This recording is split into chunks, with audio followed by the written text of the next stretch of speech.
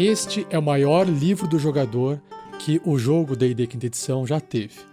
Ele foi reconstruído do zero, está repleto de novas opções e também opções que estão voltando e que foram refinadas, reinventadas e reequilibradas. Todo esse novo livro do jogador também foi reestruturado para facilitar a consulta na mesa, tornando mais fácil do que nunca criar um personagem. Nós também o enchemos com tantas novas opções que mesmo aqueles que jogam este novo jogo há uma década encontrarão novas maneiras de personalizar seus personagens. Entre as diferenças, características de classe, opções de subclasse, novos talentos, novas opções de equipamentos, novas regras de criação, novos feitiços e feitiços revisados, combinar tudo isso faz com que pareça que o jogo que você já joga está totalmente renovado, de cima a baixo, ou seja, completamente melhorado.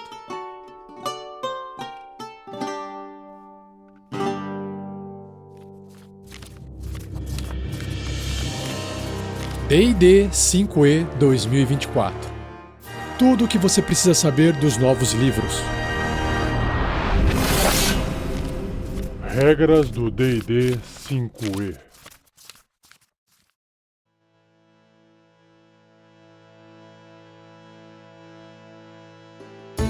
Aê! Estou de volta, Rafael47, trazendo mais um Regras do D&D 5e para você.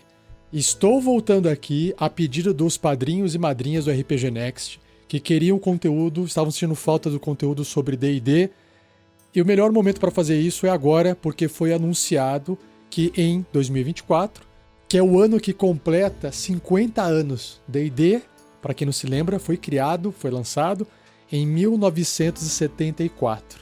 Então, no ano de 2024, ele completa 50 anos. E com isso, a Wizards of the Coast tomou a decisão de lançar uma versão nova de todos os livros do D&D Quinta Edição, revisados e melhorados. Este episódio de hoje que eu estou gravando, do Regras do D&D 5e, assim como os outros que eu vou lançar na sequência, se trata da leitura, da transcrição do vídeo que tem dentro do canal do YouTube do Dungeons & Dragons. O link para esse vídeo com a conversa em inglês está no post desse episódio e eu vou fazer a leitura dessa transcrição que foi traduzida do inglês para o português. E vale a pena eu deixar claro aqui que tem 3 pessoas no vídeo conversando. 2 delas, os desenvolvedores, e uma delas é um host, um anfitrião, uma pessoa que é orelha, que vai fazer algumas perguntas sobre o sistema, sobre o livro, e que também entende alguma coisa da D&D, então ela puxa também o assunto. Nessa minha leitura, eu não vou fazer essa distinção de quem está falando o quê. Eu vou ler o texto na íntegra, e quando eu for fazer um comentário meu pessoal sobre alguma coisa, se eu acabar fazendo, eu mudo um pouquinho a minha reverberação de voz para poder indicar para você que aquilo se trata eu pensando sobre aquilo que eu acabei de ler, ao invés de alguém falando no vídeo. Outra observação é que o vídeo original tem 1 hora de duração, praticamente, e ele é dividido em alguns tópicos. E eu também quero citar aqui quais são os tópicos que eu vou abordar todo esse conteúdo. O primeiro tópico é o que tem de novo no livro do jogador de 2024. Depois, criando novas artes e capas. Depois, mudanças nos backgrounds, nos antecedentes. Na sequência, criando as novas core rulebooks, ou seja, as novas regras de base do jogo, as regras centrais. O outro tópico são sobre as classes e subclasses. Depois, mais novos talentos.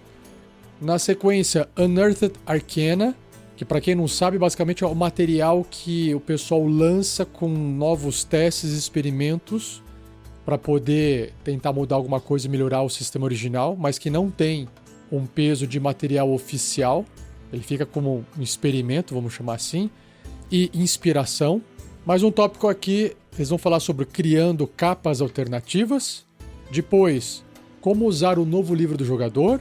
Na sequência, o novo livro do mestre. Depois, bastiões, o novo livro do monstro. E fechando o vídeo, o que é que vem na sequência. Perfeito? Mas antes de começar, um aviso rápido aqui sobre o projeto RPG Next como um todo. Lembrando que, se você só ouve regras do D&D 5e, você deve estar por fora de algumas mudanças. Nós estamos hoje no apoia-se/rpgnext. apoia.se/rpgnext. Padrim fechou. PicPay Assinaturas, um serviço que foi encerrado pelo PicPay. O aplicativo continua existindo, mas o serviço de assinaturas foi fechado, foi encerrado. A gente chegou a abrir um Mercado Pago, então tem propagandas de apoio ao projeto no Mercado Pago, mas a gente já voltou atrás, porque a plataforma, para nós desenvolvedores, é muito ruim. Até para quem tenta fazer apoio lá, reclamou de que não funcionava direito algumas coisas. O Apoia-se está fantástico. Você recebe as recompensas que você tem direito todas por lá. As publicações antecipadas são feitas por lá. Você tem acesso a tudo assim que você entra com o apoio. Não precisa mais ficar esperando a recompensa na virada do mês. Então tá lindo, maravilhoso. Se você quiser conhecer, dá uma ajudada nesse projeto. Lembrando que a gente mantém uma transparência com uma planilha de todo o dinheiro arrecadado. A gente diz abertamente para os padrinhos e madrinhas para onde o dinheiro está indo. Você consegue ver onde o dinheiro foi gasto, para que você, quando fizer essa doação, não fique com dúvida sobre o que a gente está fazendo com o seu dinheiro, certinho? Mas saiba que, apesar desse conteúdo ser gratuito, tempo de vida é gasto com a produção desse conteúdo. E não só isso, manter as coisas no ar custa dinheiro. Equipamentos custam dinheiro. Além do tempo que a gente gasta para poder produzir esse conteúdo para você, a gente também gasta dinheiro. Tempo e dinheiro. Então qualquer ajuda será bem-vinda. A partir de R$5 no apoia-se/rpgnext, você já ajuda o projeto. Participa de sorteios, entra no grupo dos padrinhos e madrinhas. Lá dentro tem enquete, tem conversa. Você pode ser chamado para poder participar de alguma gravação da Forja. Enfim, muita coisa acontece a partir de R$5, quando você entra para dentro do grupo de padrinhos e madrinhas. Se você quiser ficar só como ouvinte, não tem problema algum. Pelo menos compartilhe para que mais pessoas possam conhecer o projeto, tá bom? Muito obrigado, chega de enrolação e vamos para o episódio.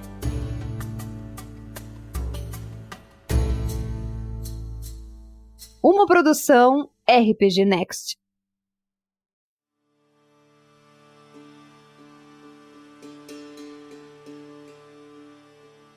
Continuando a leitura da descrição, depois daquela introdução que eu fiz no início do episódio, o host faz o seguinte comentário. Isso tem sido muito distrativo para mim, porque eu deveria estar trabalhando e fazendo pesquisas, mas estou principalmente olhando diferentes construções de personagens agora, usando a maestria de armas, ou como funciona o ataque furtivo, porque há muitos sistemas nesse livro. Mas ao mesmo tempo, é muito simples. Ele tem um momento enquanto você lê, uma empolgação. E isso realmente atinge um de nossos objetivos principais, que era simplificar o máximo possível, enquanto também tentávamos tornar mais fácil do que nunca se envolver com o jogo, enquanto o tornamos mais profundo, dando mais maneiras de imaginar seu personagem, mais opções táticas. Nós nos concentramos especialmente em tornar a experiência com armas mais rica. Então, se você está jogando com um personagem focado em armas, você terá um nível de empolgação tática que seu personagem nunca teve antes. Você encontrará maneiras de evoluir a jogabilidade do seu personagem de nível a nível, porque apenas mudar da opção de maestria de uma arma para a opção de maestria de outra vai, às vezes, sutilmente mudar como o jogo se desenrola para você. Em outras vezes, não tão sutilmente, será uma mudança dramática.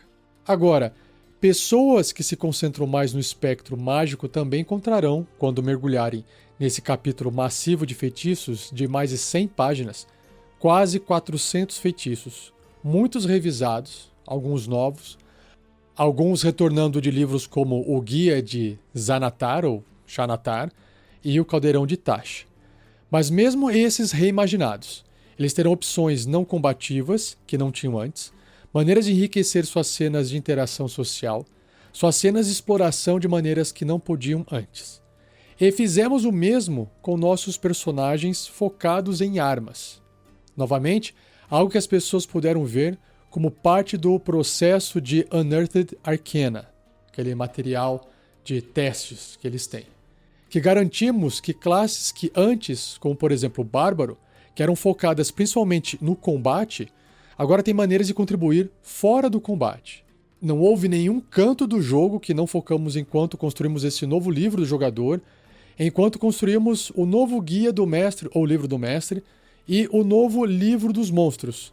Cada parte do jogo, seja relacionada ao pilar de combate, ao pilar de exploração ou ao pilar de interação social, recebeu uma nova camada de pintura com novas maneiras de jogar, em alguns casos, surpresas que as pessoas nem mesmo puderam ver como parte do processo de Unearthed Arcana. Um ótimo exemplo disso no livro do jogador são as novas regras de criação. Sempre houve momentos nos últimos 10 anos jogando o jogo em que você às vezes encontrava um momento em que desejava poder fazer isso ou desejava que houvesse uma regra para aquilo. Bem, agora existe. Como se eu quisesse usar meu ataque furtivo para nocautear um alvo ao invés de matá-lo. E isso agora está lá. Olha que legal. Como um bárbaro, se eu quiser sentir que estou canalizando algo primitivo em mim e talvez usar a minha pontuação de força para informar percepção ou furtividade, há um momento em que você pode fazer isso e é por isso que eu estou tão obcecado em fazer novas combinações. O que é mais emocionante para você, Chris? Isso é difícil definir. Há muitas coisas. Eu adoro como as informações foram reorganizadas no livro para que eu possa encontrar as coisas mais facilmente. O glossário de regras acho que será uma grande vantagem para muitos jogadores, tendo um lugar centralizado onde todas as regras são claramente e concisamente definidas. Mas, em um nível mais egoísta, estou encantado com as propriedades de maestria de armas. Jeremy e eu estávamos em um jogo recentemente onde eu estava jogando com um lutador. Aqui o tradutor só traduziu fighter para lutador, mas é o guerreiro. Continuando. Mas estávamos jogando com basicamente 24 personagens e tendo testado a maestria de armas por mais de um ano. Foi um choque voltar a jogar com um guerreiro que não tinha isso. E acho que muitos jogadores que gostam de bater nas coisas com armas ficarão tão encantados quanto eu fiquei. Jogar com um guerreiro sem isso agora parece bastante vulnerável, mas é uma sensação notável ter isso. Não só estou usando uma espada, mas também fazendo isso. Talvez eu esteja usando essa arma, talvez eu esteja derrubando você, talvez eu tenha errado e ainda esteja causando dano e você está fazendo agora escolhas que tornam essas armas importantes. Se você está usando uma cimitarra, uma adaga, uma besta pesada, há uma vantagem nisso. Tem uma aderência a isso. Eu não consigo imaginar classes marciais sem isso agora. Acho que uma das coisas incríveis sobre essa oportunidade de revisar os livros é que podemos realizar mais desejos. Porque estamos construindo sobre um sistema que é sólido e comprovado e que as pessoas amam. Podemos agora levar 10 anos de feedback de eu gostaria que o jogo fizesse isso ou eu gostaria que essa classe fizesse aquilo e realizar esses desejos.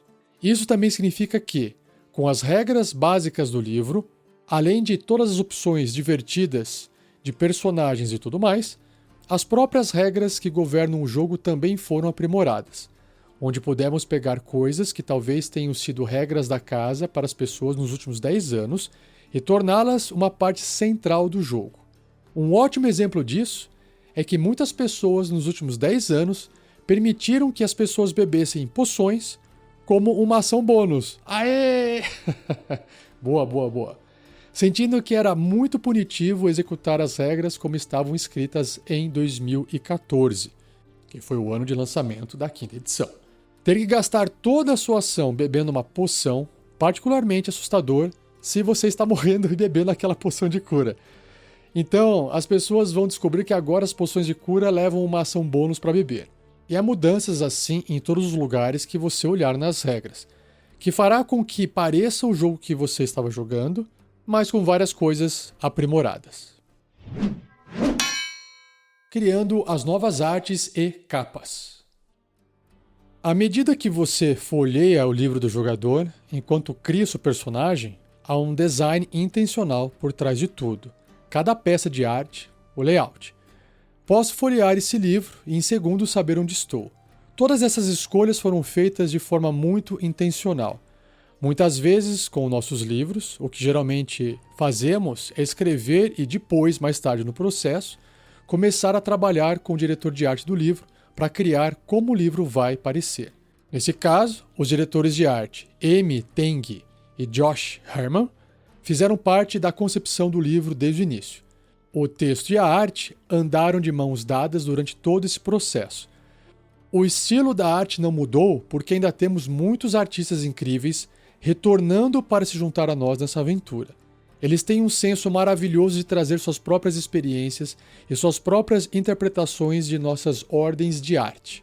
Então realmente fizemos isso com intenção, mas não podemos levar todo o crédito porque também são os parceiros com quem trabalhamos que levam isso para o próximo nível. Há muitas coisas que entraram nas capas. Queríamos abordá-las todas como um conjunto, então trabalhar com Tyler Jacobson em todas as 3 foi uma experiência ótima porque ele também fez as capas antes. Pelo menos ele fez o livro do jogo e o livro do mestre em 2014. Então tivemos a chance de refazer com uma perspectiva diferente e tentar descobrir o que queríamos fazer. Certamente referenciamos a segunda edição, aquela arte original de D&D. Queríamos trazer um pouco daquele sabor, especialmente na linguagem das formas e nas cores e composições, para evocar um pouco daquela vibe de fantasia clássica. Espero que todas as 3 capas tragam um pouco disso. Para o novo livro do jogador, a arte que temos aqui são alguns heróis famosos. E aí no vídeo eles começam a mostrar a arte do livro do jogador, que está linda, maravilhosa. Ele vai descrever aqui. Você tem o dragão dourado e o dragão vermelho abaixo, e os kobolds mais ferozes que eu já vi, provavelmente em D&D. Há um momento no tempo.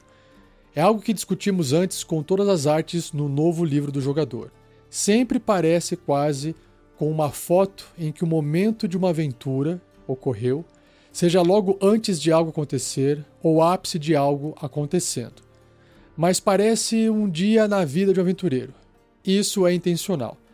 Queríamos fornecer narrativa em todas essas imagens.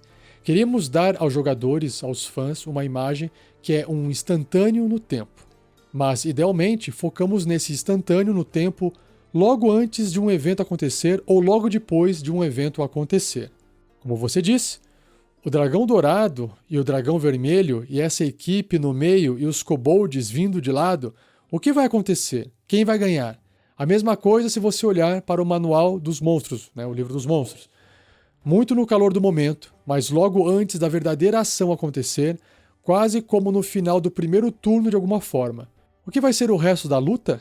A pessoa que é pega pelo tentáculo é o membro azarado do seu grupo, com certeza. Provavelmente acontece com eles em todos os jogos o tempo todo. No DMG, ou no livro do mestre, você tem uma referência a edições anteriores com a capa da porta sendo aberta. Como é dentro da porta? O que o mestre está preparando para você? Qual é aquela peça-chave ou cenário que você vai enfrentar? Na capa do livro do mestre, você tem personagens de várias categorias, desde grunhidos até esqueletos, passando por Venger, seu vilão de campanha, ou Arduk, como mini-chefe de campanha. Esse Venger, para quem não pegou, é o Vingador, inspirado no Vingador do desenho Caverna do Dragão. Se vocês quiserem dar uma olhada nessas páginas, no post aqui do episódio, eu coloquei já as artes para você poder dar uma olhada. Continuando. E há uma ameaça iminente no fundo. Algo que tem muito a observar e que você pode extrair muita narrativa. Foi muito intencional para todas essas capas. Houve muito planejamento antes dessas artes de classe, porque são 48 delas. O Josh Herman e eu trabalhamos juntos nesse enorme quadro de personagens, cobrindo nossos tieflings, nossos halflings, garantindo que temos uma variedade ampla de personagens que queremos mostrar, porque 48 é espetacular. E também garantir que complementassem as classes, algumas que se inclinaram para os arquétipos e outras que tinham uma abordagem nova e única. Um exemplo de como espero que essa arte inspire outros é que eu nunca quis realmente jogar como um lançador de feitiços, um caster. Parecia muito difícil, é muita coisa para gerenciar, e tenho certeza de que não é, mas então vi alguns dos bruxos e pensei, caramba, como os magos? Eu, absolutamente, jogaria com um personagem assim. Espero que essa arte inspire alguns dos nossos jogadores. Mapeamos não apenas os assuntos que queremos retratar na arte, mas o estilo da arte em cada capítulo. É por isso que quando você olha para o capítulo de criação de personagens, há arte em linha, alinhada, porque queríamos que você tivesse a sensação de que, ao criar um personagem, é como escrever a lápis. Muitos de nós, ao criar um personagem, mudamos de ideia várias vezes, seja criando o personagem no D&D Beyond, digitando no laptop ou escrevendo com papel e lápis. Pensamos, mudamos, voltamos atrás. Queríamos que a própria arte apontasse sutilmente para esse processo. Por isso, nesse capítulo, você tem a arte em linha, ou alinhada. Mas quando chega ao capítulo das classes, onde você está fazendo a escolha mais importante para o seu personagem, a classe, você fica deslumbrado com peças de arte em página inteira para cada classe. E também com peças de arte-chave para cada subclasse. Isso continua em termos de beleza quando chega ao capítulo das origens dos personagens, vendo os diferentes antecedentes, os backgrounds, disponíveis para o seu personagem. Eles são literalmente antecedentes, mostrando o cenário em que seu personagem está inserido. Adoro isso porque não está interpondo um personagem para descrever o que é um charlatão, mas sim mostrando o fundo em que seu personagem se encaixa. Mudanças nos antecedentes. Mais do que isso, os próprios antecedentes foram todos redesenhados e o sistema de antecedentes totalmente reimaginado como uma metade da origem do seu personagem. A outra metade sendo a espécie do seu personagem. E os dois juntos se interligam para dar uma visão de quem era o seu personagem antes de se tornar um aventureiro. É muito intencional porque você recebe um talento com base no seu antecedente e habilidades por cima disso.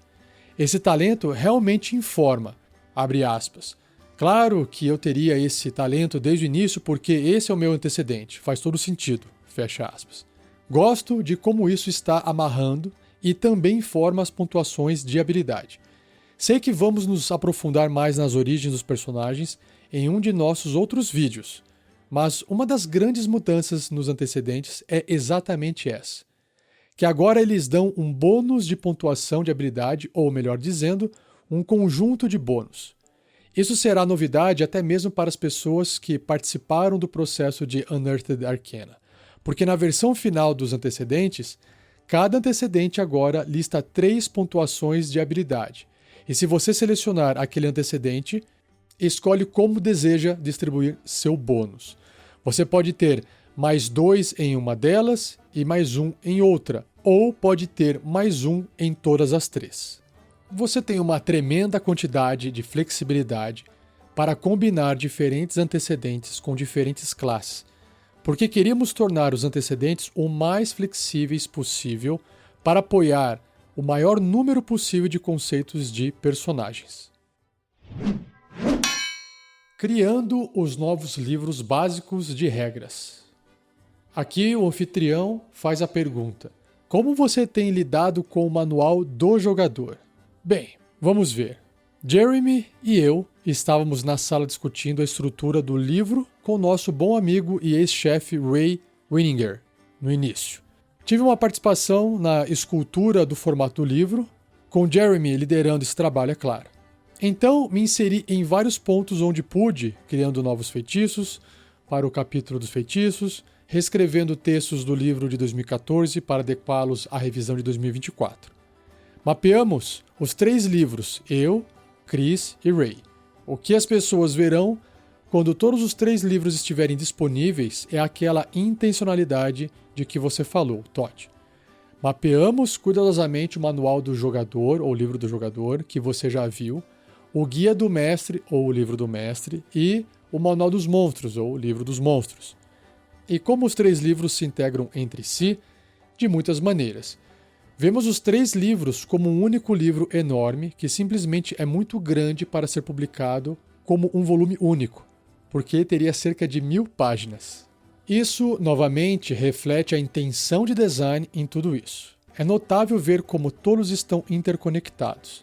Hoje é um dia incrível porque é o primeiro dia em que você pode pré-encomendar todos os 3 livros. Menos no Brasil, porque porque eu já fui atrás e você não consegue fazer isso, a não ser no D&D Beyond, mas o livro físico já era, pelo menos por enquanto. O que vi no DMG, no livro do mestre, é muito mais amigável para um novo mestre de masmorras, um novo Dungeon Master.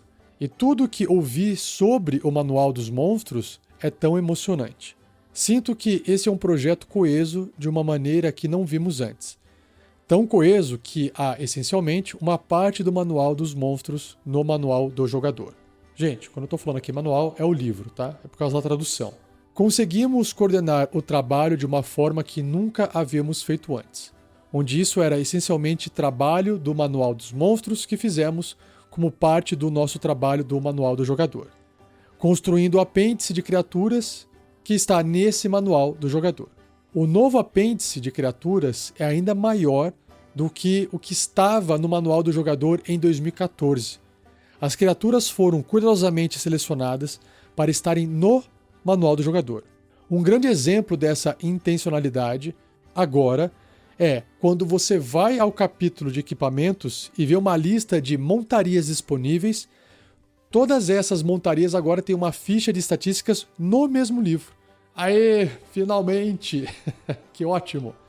Da mesma forma, quando se trata de suas opções de familiares, se você conjurar um Find Familiar, ou se for um bruxo com opções de familiares aprimoradas, todas essas opções estão presentes. Também garantimos que os druidas tivessem uma boa seleção inicial de criaturas nas quais poderiam se transformar usando Wild Shape. Agora, nossos amigos que usam a subclasse Circle of the Moon, Círculo da Lua, ainda precisarão visitar o Manual dos Monstros eventualmente, quando atingirem um nível alto o suficiente, porque simplesmente não tínhamos páginas suficientes no Manual do Jogador para ter todas as criaturas e bestas que um druida do Círculo da Lua pode querer. Mas mesmo para eles, temos uma boa seleção de opções de bestas para que possam começar a jogar com suas características principais usando o conteúdo que está todo dentro deste mesmo livro, no caso, o livro do jogador.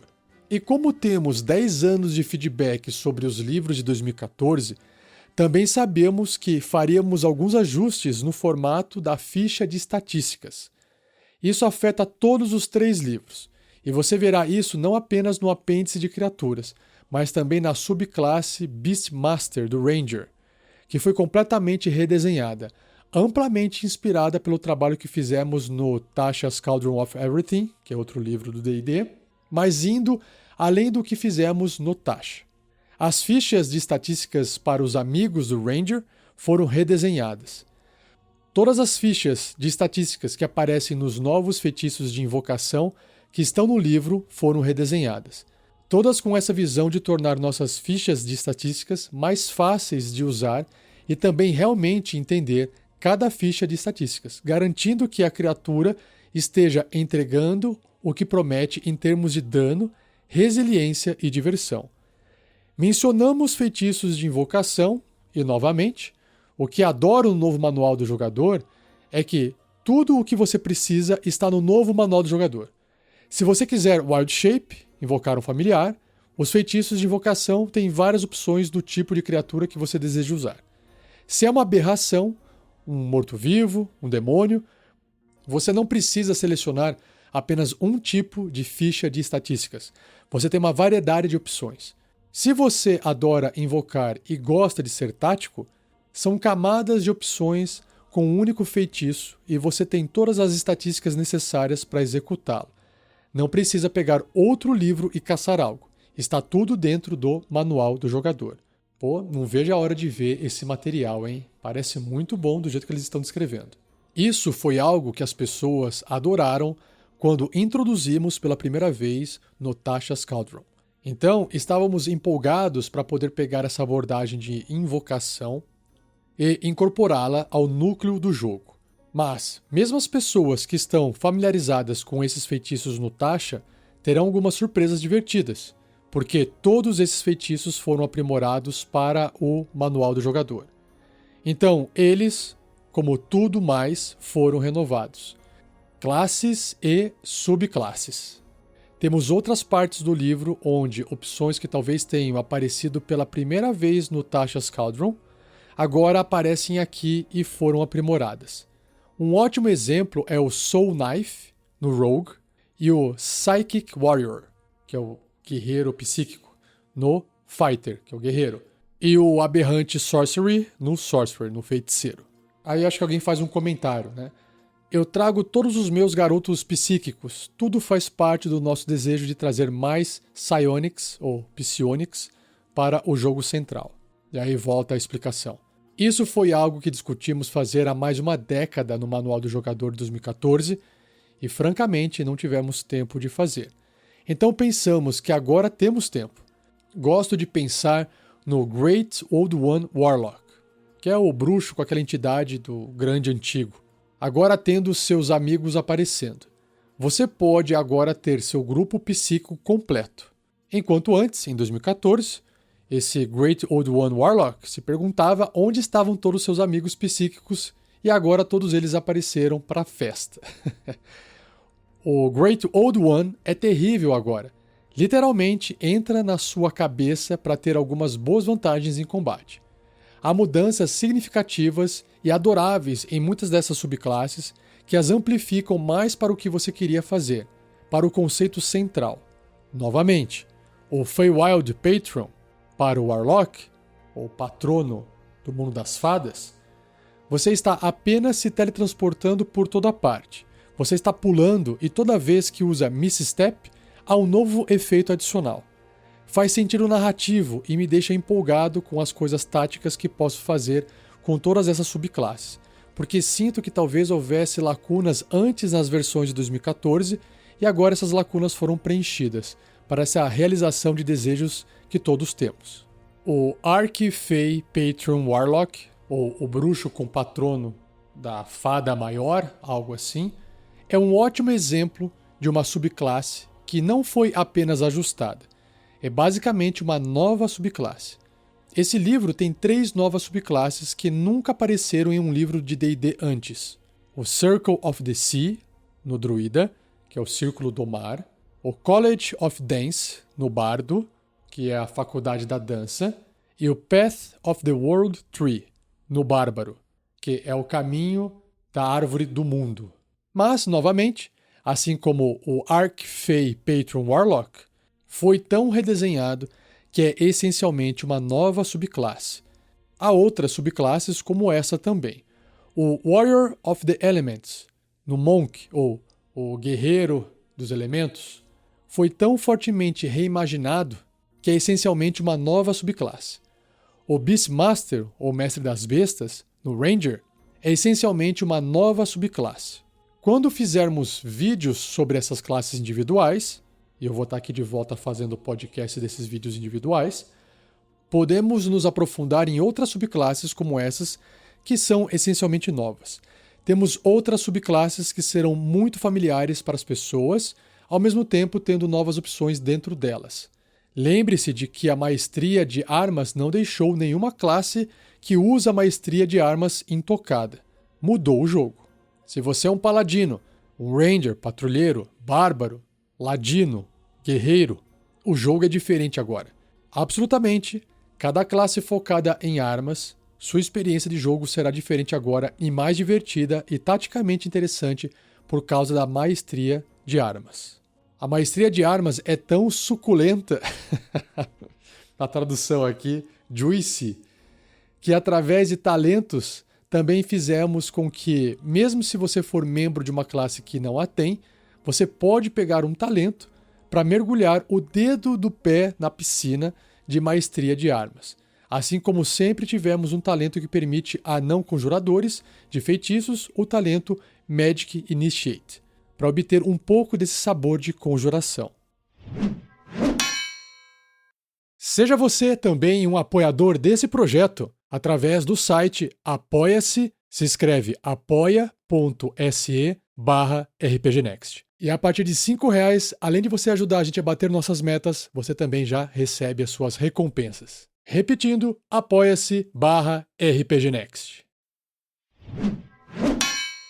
Mais novos talentos. Sinto que os talentos também se concentram mais na realização de desejos de que há, por exemplo, o talento Skulker, E isso mudou, onde você realmente sente que agora posso atacar em combate e não necessariamente me revelar. Há novos recursos que fazem você sentir que esse talento, como eu sinto que ele deveria jogar, está jogando dessa maneira agora. Há muito mais talentos. Esse livro tem 75 talentos e inclui não apenas um conjunto de talentos que são para personagens de primeiro nível que obtêm através de seus antecedentes, mas também agora temos talentos de Epic Boom, que são desbloqueados quando você alcança o nível 19.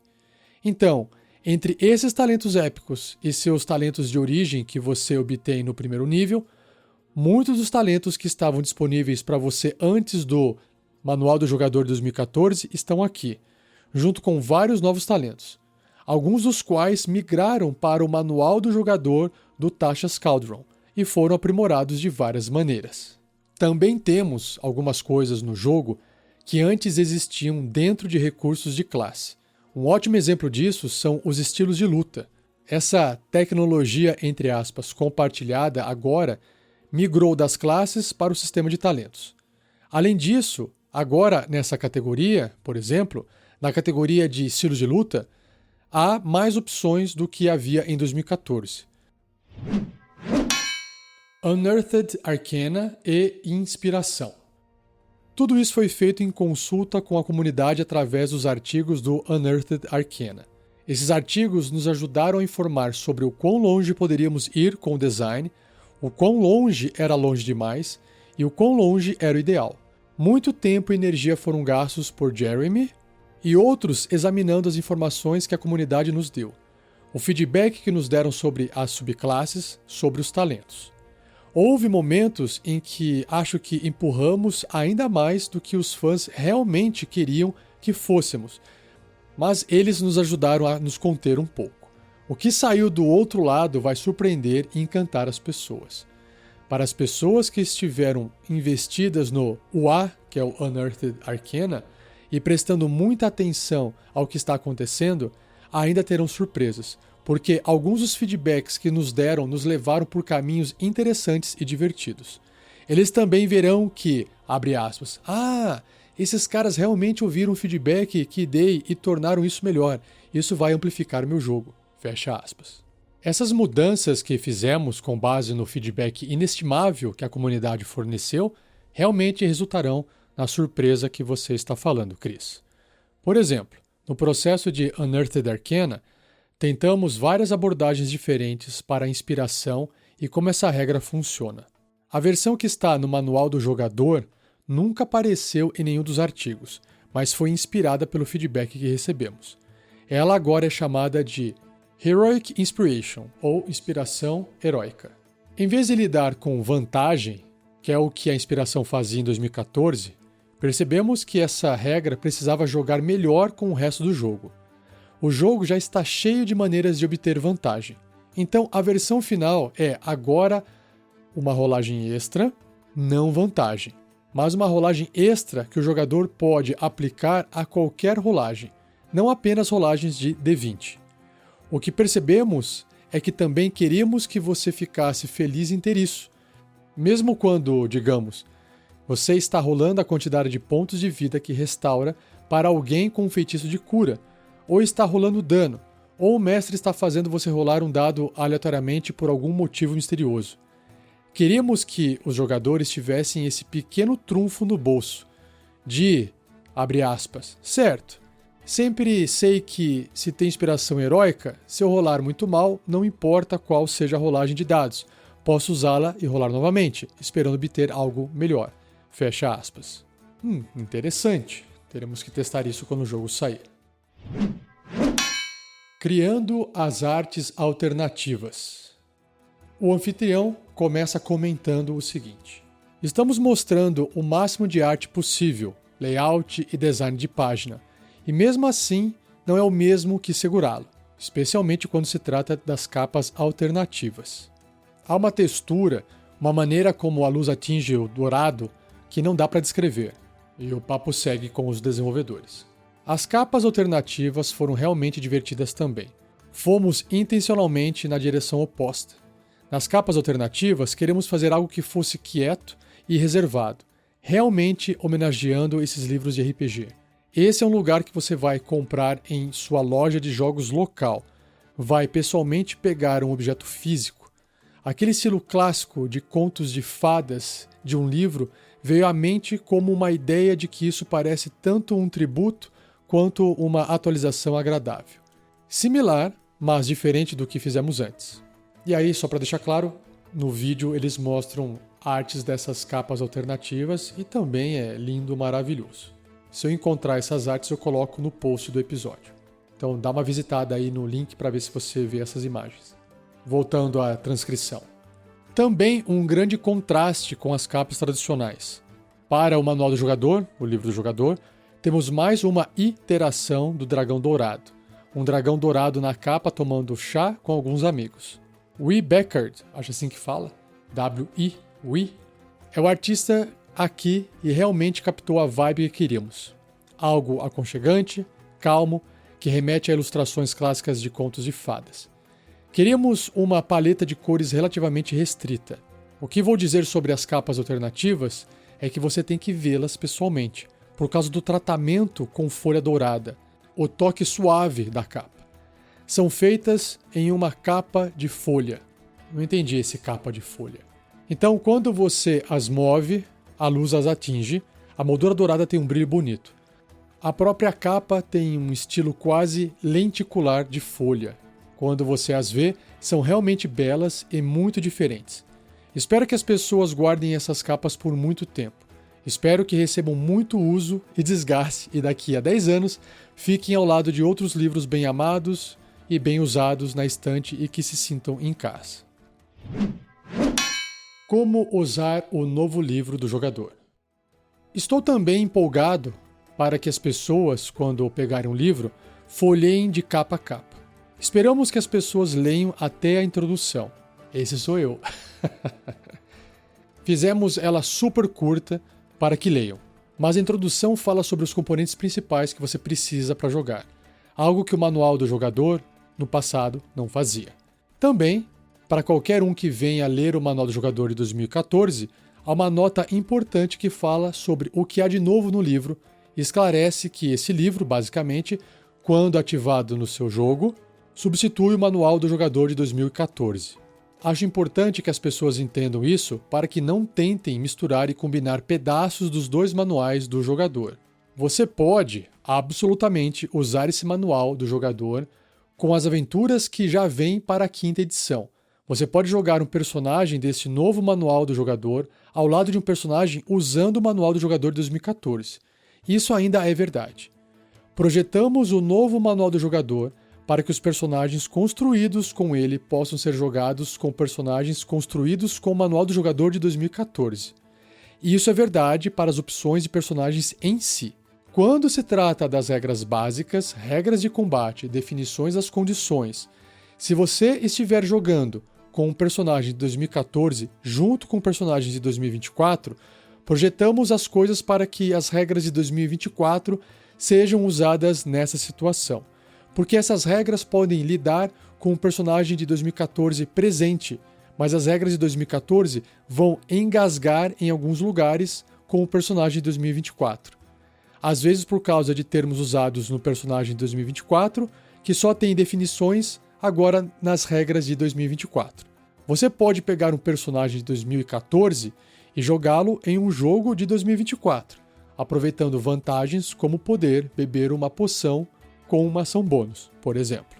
Você vai querer que seu personagem de 2014 esteja nadando em uma piscina de 2024 por causa das muitas melhorias nas regras básicas.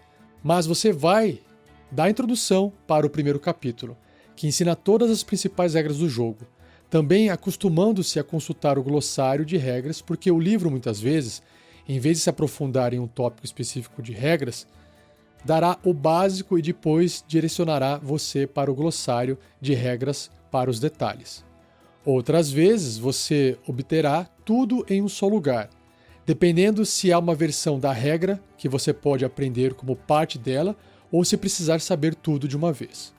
Esse primeiro capítulo tem exemplos de jogo mais longos do que nunca fizemos em um manual do jogador. São fantásticos.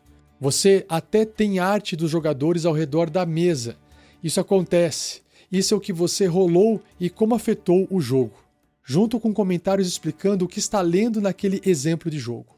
Pô, tô empolgado para ver esse livro quando lançar, hein? Quando chegar ao capítulo de criação de personagens, além de ver a arte em linha divertida, acho que de forma alinhada ele quis dizer, né? Será levado passo a passo pelo processo de criação de personagens de uma maneira que nunca fizemos antes, com também muitos bits úteis para começar rapidamente no capítulo. Aqui está um exemplo.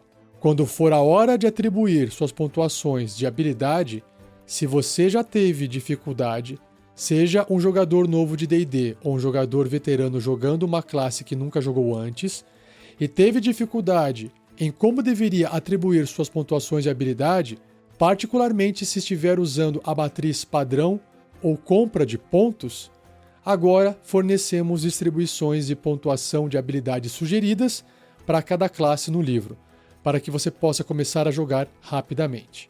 Se realmente adora otimizar seu personagem, para não falar combar, né? E ao escolher seu antecedente, não está apenas interessado nas implicações da história, mas também em como isso vai afetar suas pontuações de habilidade, sabendo que há jogadores onde essa otimização é importante para eles, o capítulo de criação de personagens tem uma tabela que informa quais antecedentes escolher se estiver procurando por antecedentes que aumentem certas pontuações de habilidade. Fantástico, eu acho isso maravilhoso, porque afinal de contas, também é um jogo. E combar faz parte, certo? Fornecemos esse tipo de assistência ao longo do capítulo. Vai além de fazer um personagem no primeiro nível. Também fornece regras para fazer um personagem em níveis mais altos. Realmente queremos que as pessoas abracem essa ideia que discutimos ao longo da 5ª edição. Que se estiver jogando com um grupo de jogadores experientes e quiser que seu grupo novo comece com um grupo de aventureiros, incentivamos você a começar no 3º nível, não no primeiro. Ah, mas eu adoro começar no primeiro nível, aquela sensação de fraqueza e de começo de uma nova aventura. Mas gosto é gosto. O 3º nível é quando todas as classes agora recebem sua subclasse e todas as suas principais habilidades de classe. Para apoiar o início do 3º nível, agora temos as regras para começar nesse nível no manual do jogador, bem como em qualquer outro nível. Se quiser começar um personagem no nível 18, porque seu mestre quer que você mergulhe diretamente no jogo épico, as regras para isso estão no manual do jogador também. Você vai do primeiro capítulo para classes, origens de personagens, talentos, equipamentos e feitiços.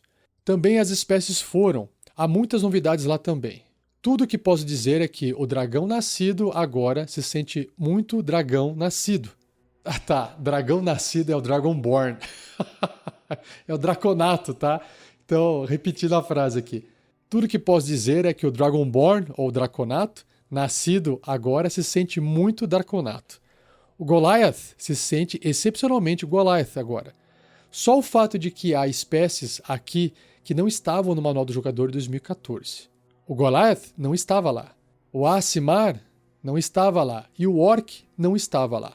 Todas essas 3 espécies agora se juntam a outras opções que estavam presentes em 2014, todas aprimoradas de várias maneiras. A comunidade pôde ver uma versão inicial desses aprimoramentos no processo de Unearthed Arcana. Mas desde que nosso desenvolvimento de jogos, o design de jogos, continuar além disso, você verá ainda mais. Um ótimo exemplo disso, a Adrenaline Rush, o Rush de adrenalina, dos Orcs, a última vez que as pessoas a viram, recarregava apenas em um descanso longo. Na versão final, recarrega em um descanso curto ou longo. O Aasimar, para aqueles que ainda não viram a nova versão, em vez de escolher uma Celestial Revelation, uma revelação celestial, que é fixa para o resto da vida do seu personagem, agora você pode escolher isso sempre que usar essa característica. Então, há opções novas e divertidas por todo o livro, incluindo as espécies. Aí o anfitrião faz o jabá aqui do material e eu vou ler o que ele diz. O novo Manual do Jogador, ou Livro do Jogador, está disponível para pré-venda agora no D&D Beyond. Você pode encontrar o link na descrição do vídeo. Também pode encontrar o novo pacote de regras principais, que é o Core Rulebook, tanto digital quanto físico, disponível para pré-venda. incluindo o novo Guia do Mestre, o novo Manual dos Monstros e o novo Manual do Jogador. Bom, para quem mora no Brasil, a versão física a gente não tem como comprar, porque eu já fui atrás e não dá para comprar. Não dá para fazer a pré-compra, pois os livros não foram lançados ainda. O novo livro do mestre. Continuando o vídeo, o anfitrião faz uma pergunta. Pode me falar um pouco mais sobre o que há de novo no Guia do Mestre?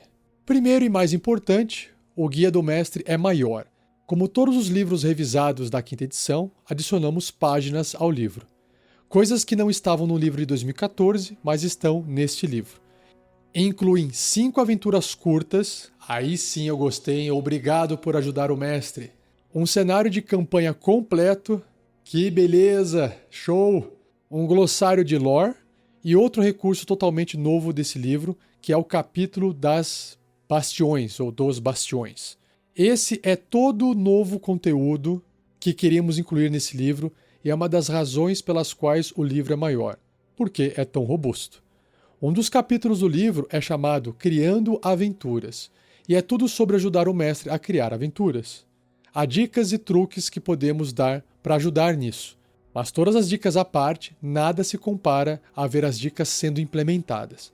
Então, depois de dar muitas dicas sobre como criar seu próprio conteúdo de aventura para o seu grupo, apresentamos 5 aventuras curtas em um formato que achamos que os mestres vão querer emular e usar para sua própria preparação, acompanhadas pelos mapas que estão em um dos apêndices do livro.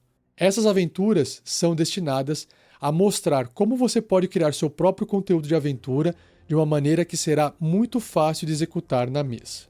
Agora eu estou pagando para ver, hein? O cenário de campanha, quando estiver pronto para construir uma campanha, esse capítulo faz um ótimo trabalho. Um trabalho muito melhor de mostrar como é uma campanha, dando um exemplo de uma, o que nenhum guia do mestre anterior tentou fazer. Achamos que o melhor cenário de campanha para esse livro é o cenário de Greyhawk. Damos a você um mapa em pôster no livro que tem o mundo de Greyhawk de um lado e a cidade de Greyhawk do outro. Por que usamos a cidade de Greyhawk como um exemplo de como pode ser um centro de campanha? Um centro de campanha é onde a campanha começa, seu núcleo. Então, vamos além disso. Vamos para as regiões ao redor da cidade e descrevemos quais são algumas das áreas de interesse próximas. Porque em uma campanha, assim que você sai do centro, precisa de lugares para ir. Masmorras nas colinas, ameaças na floresta, esse tipo de coisa. Expandimos isso e vamos ainda mais longe, mostrando o resto da terra conhecida como leste de Oeric ou Flanaes. Eu não conheço esse cenário de campanha a ponto de saber pronunciar esses nomes corretamente. Esta vasta região ao redor da cidade de Greyhawk, detalhamos todos esses domínios até o ponto que acreditamos que os mestres precisem para entender a Terra, mas, ao mesmo tempo, dizendo, abre aspas, ei, mestre, agora que demos isso, faça o que quiser. Coloque sua masmorra aqui se quiser, adicione uma cidade aqui se quiser, fecha aspas. É construído com a ideia de que estamos dando a você um sandbox, jogando alguns brinquedos e dizendo para você brincar. Greyhawk agora é seu. Eles vão te dar Greyhawk, que você está comprando com os livros, e aí depois eles vão te vender o Forgotten Realms, os Reinos Esquecidos. E nada contra, que venha. Quanto mais material, melhor. Continuando.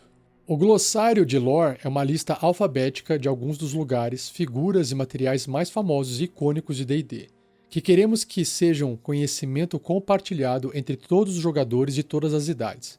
O que é Mithril em D&D? O que é Adamantina em D&D? Esse glossário captura muito desse lore que muitos de nós, jogadores antigos, temos na cabeça, mas muitos jogadores de D&D não. É um guia de referência rápida para quem procura informações sobre algo misterioso que acabou de encontrar. Bastiões. O quarto elemento totalmente novo no Guia do Mestre que ainda não falhei é o capítulo dos bastiões. Estou muito empolgado com isso. Bastiões são, enquanto a palavra é nova no nosso léxico de D&D, baseados em um conceito muito antigo. Desde as edições mais antigas de D&D, havia regras para construir fortalezas. Muitas vezes você não tinha acesso a elas até estar em níveis muito mais altos. Projetamos o sistema de bastiões no Guia do Mestre para que os personagens possam começar a construir seus bastiões no nível 5, Caramba, que legal isso! Eles continuam a crescer durante a sua carreira de aventureiro, mas a coisa magnífica sobre eles é que você basicamente os gerencia como uma atividade separada. Não impede você de ser um aventureiro. Seu aventureiro pode ir salvar o multiverso, correr para os 9 infernos, correr para o Feywild, mundo das fadas, fazer o que precisa fazer. Uma vez que seu bastião está funcionando, é uma unidade autossustentável. E são jogadores que gerenciam os bastiões. Que bacana, pelo menos soa muito legal. Cada jogador é responsável pelo seu próprio bastião e sua própria manutenção. Há um mecanismo chamado turno de bastião, entre aspas, que é ativado sempre que o mestre diz, abre aspas, ok, seu bastião agora toma um turno de bastião, fecha aspas. Você não precisa estar em casa para que algo esteja acontecendo no seu bastião. É como um mini-jogo, uma mini-campanha que o jogador está controlando. Os jogadores estão essencialmente mestrando seus próprios microcosmos dentro da campanha maior, dando identidade aos seus empregados nos bastiões, desencadeando eventos que acontecem nos bastiões e vendo os resultados e consequências desses eventos. É uma atividade fora do jogo maravilhosa. É um ótimo mini-jogo quando a sessão é cancelada ou não pode jogar. O mestre pode apenas dizer para todos tomarem um turno de bastião. Envia a mensagem e os jogadores fazem isso, deixando o mestre saber o que seus bastiões fizeram nesse turno. É um jogo dentro de um jogo fabuloso. Seria isso um metajogo? Deixa aí nos comentários. Continuando. Temos um capítulo gigantesco de tesouros. Como em 2014, o maior capítulo do Guia do Mestre é o capítulo de tesouros. Cada item mágico foi revisado. Fizemos refinamentos e incluímos ainda mais itens mágicos para preencher lacunas que identificamos. No Guia do Mestre de 2014, não havia muitos itens mágicos comuns, então importamos alguns. Vimos oportunidades para adicionar alguns deleites nostálgicos em comemoração ao 50º aniversário, incluindo itens mágicos usados pelas crianças no desenho animado de D&D, também conhecido como Caverna do Dragão aqui por nós brazucas. Também revisamos as regras de criação de itens mágicos. Como um jogador cria um item com o consentimento do mestre, há regras para criar itens mágicos no manual do jogador, mas são limitadas a poções simples e pergaminhos. Você pode criar um pergaminho de feitiço de baixo nível ou uma poção de cura ou outra poção de baixo nível. As regras no Guia do Mestre são mais amplas e abrangem mais variedades. Temos um capítulo inteiro sobre a cosmologia de D&D, que fala sobre os mundos de D&D e os planos de existência. Tentamos torná-los mais bonitos dessa vez. Tentamos fornecer mais informações úteis para o mestre sobre alguns desses lugares, enquanto ainda deixamos claro que, como mestre, o que você mostra do multiverso é totalmente com você. Não falamos muito sobre as folhas de rastreamento. Uma das características novas e divertidas espalhadas pelo Guia do Mestre 2024, como doces, são essas folhas de rastreamento encantadoras que não só incluímos nos livros como uma demonstração, mas também vamos disponibilizá-las para download no nosso site, para que você possa imprimi-las e colocar no seu diário de campanha. Essas folhas são projetadas para ajudar a manter informações importantes do jogo ou da campanha. Há uma folha para criar novos NPCs, apresentando de forma limpa e elegante informações sobre o NPC. Há uma folha para criar assentamentos como cidades e vilas. Há uma folha para jogadores rastrear informações importantes sobre seus bastiões. Há uma folha para o mestre rastrear itens mágicos distribuídos no grupo da campanha e rastrear informações importantes sobre os personagens, para que tenha informações prontamente acessíveis atrás da tela do mestre. Inclusive, eu acho que se isso for adaptado para o sistema digital, vai ficar melhor ainda. Já que é fácil de você usar um Foundry e fazer todas as anotações, e agora imagina com esses novos layouts de folha de rastreamento. Bacana, gostei. Continuando. Acho que a mais útil é a folha de planejamento de sessão, onde você pode anotar os principais pontos do que acha que vai acontecer, personagens-chave, fazer anotações. Essas folhas são belas, acho que vão compelir muitos mestres a usá-las ou criar suas versões, e tem ilustrações encantadoras de monstros. Ainda não falei sobre os primeiros 3 capítulos do livro. Capítulos 1, 2 e 3 são super importantes. Colocamos eles no início do livro porque são super importantes. Capítulo 1 é chamado O Básico. É um capítulo curto, principalmente voltado para pessoas curiosas sobre ser mestre, pessoas que não mestraram ou não mestraram muito e estão curiosas para se aprofundar no papel de mestre. Quando saímos rapidamente disso, vamos para o capítulo 2, chamado Rodando o Jogo. Inclui um exemplo de jogo. Há coisas semelhantes no manual do jogador, mas este é mais voltado para o mestre. No capítulo 3, há um monte de tópicos que precisam ser abordados, que são muito situacionais. Armadilhas, como funcionam os venenos, armas de cerco, informações sobre construções de NPCs, uma enciclopédia de partes e brinquedos diversos que podem surgir no jogo. Organizamos alfabeticamente por tópico, uma lista alfabética de tópicos diferentes para mais informações. Necessita de mais informações sobre maldições e como funcionam? Há uma seção sobre maldições. Precisa de mais informações sobre perigos como limo verde, mofo amarelo, mofo marrom, cogumelo bola de fogo? Está tudo na seção de perigos. Tudo parece uma experiência nova e fresca, e como disse, uma melhor experiência para jogadores existentes, mas também parece o melhor momento para aprender D&D. Está pegando as partes maravilhosas do Guia do Mestre de 2014 e reorganizando, misturando com coisas novas que transformam em um novo livro. O novo livro do monstro. O anfitrião começa falando. Falamos muito sobre o novo manual do jogador e o novo guia do mestre. Também temos o novo manual dos monstros. Fale um pouco sobre isso. Como foi reformulado? E segue a resposta. Este é o maior manual dos monstros que o jogo já teve, com mais de 500 monstros. Inclui não apenas muitos dos inimigos clássicos que as pessoas esperam enfrentar em D&D, mas também muitas criaturas que podem servir como aliados. Reconstruímos todos os monstros que estavam no Manual dos Monstros de 2014. Aê, que bacana! Buscando torná-los o mais divertidos possível, garantindo que sejam tão assustadores quanto deveriam ser para seu nível de desafio. Também adicionamos muitos novos monstros.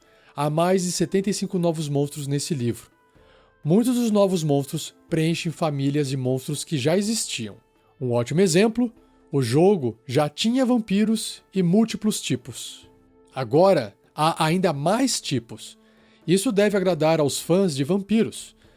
Os tipos adicionais de vampiros estão lá porque, ao olhar para cada uma das principais famílias de monstros, queríamos garantir que houvesse oportunidades para grupos enfrentarem essa família de monstros sem serem dizimados imediatamente. Fazendo um parênteses aqui também, no D&D 4ª edição, tinha várias combinações do mesmo tipo de monstro, tá? Que era uma coisa muito boa da 4ª edição, eu gostava muito. Voltando. Também, em alguns casos, queríamos que houvesse versões de nível mais alto de algumas dessas famílias de monstros. Há um novo vampiro de nível baixo, ainda parcialmente mortal, no processo de se tornar um vampiro completo. Do outro lado, temos um novo vampiro mais poderoso do que o vampiro ápice que tínhamos no Manual dos Monstros de 2014. Também expandimos muitas das famílias de NPCs que existiam em 2014. Queríamos garantir que esses grupos de NPCs permanecessem relevantes para mais da campanha. Sabemos que os mestres usaram bastante aquelas fichas de NPCs em 2014. Além de expandir alguns desses grupos de NPCs, como bandidos, sacerdotes ou magos, criamos novos grupos, como artistas e piratas. Queremos que esse livro seja a ferramenta indispensável para mestres ao preparar aventuras e campanhas. Queremos que vão a esse livro em busca de inspiração, sejam inspirados pela arte, pelas fichas de estatísticas, pelo texto da história, enquanto criam suas aventuras. Também queremos que tenham muitas fichas de estatísticas super fáceis de usar na mesa quando a iniciativa é rolada e o mestre pode liberar uma série de surpresas porque há algo mais nelas. A arte também é deslumbrante. Quase toda a arte no livro é nova, é gloriosa. Uma das coisas-chave em que prestamos atenção foi garantir que, se for um monstro pré-existente, seu nível de desafio permaneça o mesmo. Isso foi necessário porque queremos garantir que os monstros sejam compatíveis com nossas aventuras anteriores da 5ª edição. Sabíamos, com base em extensivos testes e 10 anos de experiência, que nem todos os monstros estavam acertando exatamente seu nível de desafio. Então isso nos deu espaço para fazer alguns ajustes divertidos. Haverá muitos monstros, particularmente nos níveis mais altos de desafio, que serão muito mais aterrorizantes do que eram antes. No Manual dos Monstros, criamos versões ápice de certos tipos de criaturas que não tinham uma versão ápice antes. Alguns dos nossos tipos de criaturas, como dragões e gigantes, junto com nossos demônios, há muito tempo têm exemplos icônicos de alto nível. Também temos o Tarrasque como uma criatura ápice, mas temos outros tipos de criaturas que estavam faltando um monstro nesse nível alto de dificuldade. Preenchemos essas lacunas no novo Manual dos Monstros. Agora, na categoria de Constructos, temos um colosso que pode destruir cidades. Caramba! Na categoria de Lodos, temos a bolha de aniquilação que pode dissolver cidades inteiras de pessoas. Vixe! Um verdadeiro horror. Temos uma bruxa arcana na categoria Fey, que são fadas, que pode trazer verdadeiro terror para grupos de alto nível, gargalhando enquanto faz isso. Até na categoria de elementais, é interessante, um dos tipos de monstro mais clássicos também estavam faltando um monstro de nível Tarrasque e agora tem um na forma de Elemental Juggernaut. O que vem adiante? O anfitrião começa falando. Estamos quase no final, mas teremos uma série de vídeos saindo todos os dias durante a semana, cobrindo diferentes características do manual do jogador, que inclusive eu pretendo pegar esses vídeos, transcrever e fazer mais regras do D&D 5e, se você estiver gostando. Voltando. Vamos falar sobre cada subclasse, cada classe, glossário de regras, feitiços. Espero que ninguém se canse de mim porque vamos falar sobre isso todos os dias. Estou muito empolgado que todos os 3 livros estão disponíveis para pré-venda e que também podem pré-encomendar o manual do jogador separadamente. Muito obrigado por dedicar seu tempo. Obrigado por me deixar entrevistá-los por tantos anos e lidar com o meu fanboy. Estou muito empolgado com esses livros. Vocês fizeram um trabalho incrível e espero que tenha a chance de realmente aproveitar. Sei que ainda vocês estão trabalhando no Manual dos Monstros e no livro do mestre, e aí o pessoal retoma a conversa. Então, ainda estamos no meio disso, mas estávamos jogando D&D nesse final de semana passado. Em nossos corações, somos fãs de D&D, primeiramente. Para mim, é um ótimo sinal que o que eu continuei pensando foi, como fã, mal posso esperar para ter esses livros em minhas mãos porque quero simplesmente jogar. O novo manual do jogador está disponível para pré-venda agora no D&D Beyond. Você pode encontrar o link na descrição do vídeo e também pode encontrar o novo pacote de regras principais para pré-venda, tanto físico quanto digital. E o vídeo se encerra com um muito obrigado por assistir. Temos uma tonelada de conteúdo em vídeo saindo sobre o novo manual do jogador e todos os novos livros de regras principais. O novo manual dos monstros, o novo guia do mestre. Então, certifique-se de conferir todo esse conteúdo e obrigado por assistir.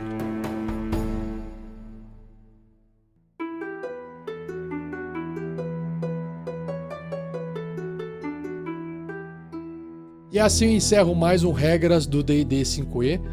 Se você gostou, por favor, comente. Se você gostou desse formato de eu ter lido a transcrição do vídeo que saiu no YouTube, fazendo essa versão quase que 100% literal, porque a tradução não fica perfeita e dá para perceber que a gente não fala português exatamente assim, mas o vídeo tinha 1 hora e não seria eficiente traduzir na mão. A gente usou IA para traduzir, eu acho que ela fez um bom trabalho, deu para entender bastante o que foi discutido. E por favor, comente. Se você não gostou desse formato, me avise para eu não continuar fazendo isso. Se você gostou desse formato, me avise também, porque aí eu continuo fazendo isso para os próximos vídeos que já foram lançados, que são bem mais curtos do que esse aqui, porque esse aqui foi de uma introdução geral, os outros vão em pontos específicos. Então, se você gostou, deixe o comentário que eu volto aqui com a gravação transcrita do próximo vídeo do D&D.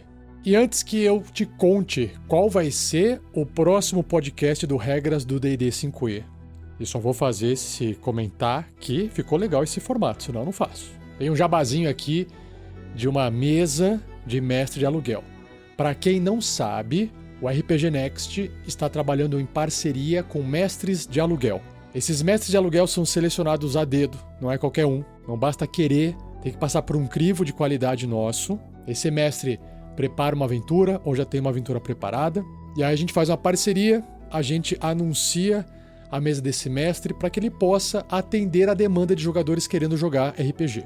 Atualmente, nós temos 2 mesas em andamento. Na verdade, uma está em andamento, a outra está prestes a começar, mas dependendo da data que você estiver ouvindo esse podcast, já começou também. São aventuras longas e não tem problema você entrar no meio da aventura que já começou. A primeira aventura que está em andamento é a Curse of Strahd, com o mestre Conrado. Ele chama até a aventura de Reloaded, que é uma versão onde ele já incrementou ela, porque ele jogou tantas vezes que é um especialista na aventura. Tem Foundry, tem mapa animado, música, efeito sonoro, tokenzinhos bem feitinhos dentro do programa, tudo bonitinho para você poder jogar. Temos 2 vagas disponíveis, sextas-feiras, à noite, 2 vezes no mês.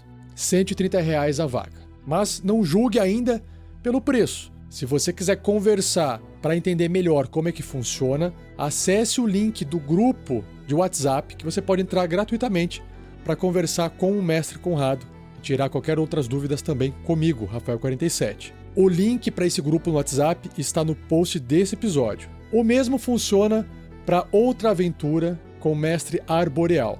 Uma mesa já foi fechada, outra mesa está sendo fechada, então eu não posso afirmar nesse momento quantas vagas existem, mas dá para fechar mais mesa. Eu sei que a mesa principal, que talvez tenha vaga ainda, é para jogar aos sábados de noite, 2 vezes no mês, e outra que ele quer fechar para o pessoal que não pode jogar no final de semana, nas quartas de noite, 2 vezes no mês. Mesmo preço de vaga, R$130 por mês. Também, se você tiver interesse em conversar, conhecer mais... a aventura é a Vecna, Eve of Ruin, a mais nova aventura do D&D que é da edição publicada, tá bom?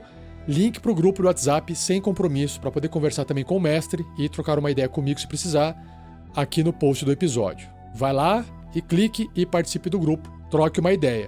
Mas lembre-se que é vaga de mestre aluguel, tá bom? Agora sim, então, o próximo vídeo do Regras do D&D 5e vai apresentar a nova maestria em armas. Belezinha? Então é isso. Não se esqueça de compartilhar, de curtir. Nos siga nas redes sociais, Instagram, Facebook, TikTok, tudo RPG Next.